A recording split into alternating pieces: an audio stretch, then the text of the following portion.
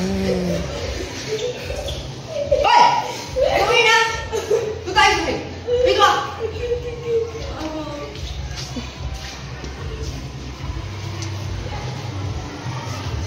Tahukah anda, bila main air kita akan habis dan air itu bukannya sempurna. Kita kena guna air dengan sempurna. Seperti jimatkan air, guna jangan bazirkan air. Kerana air itu penting untuk kehidupan kita. Untuk tumbuhan, untuk kehidupan dan untuk populasi kita. So, kita kena cakap.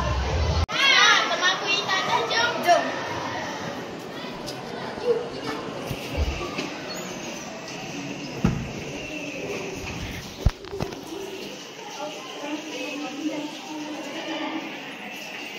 Ni siapa kau ni?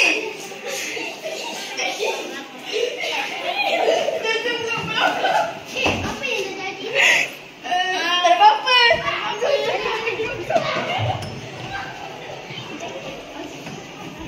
Kenapa tak tutup air?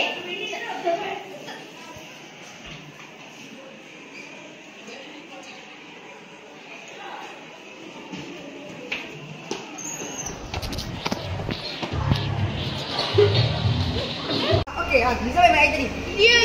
Dia cakap dulu. Tak kisahlah. Kau dua kena denda. Benda apa?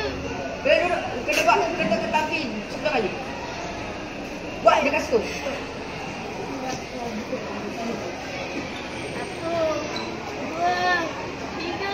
Dah kan dah?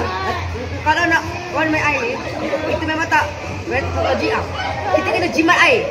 Gunakan air hujan itu sebagai sumber air kita. Also, wait.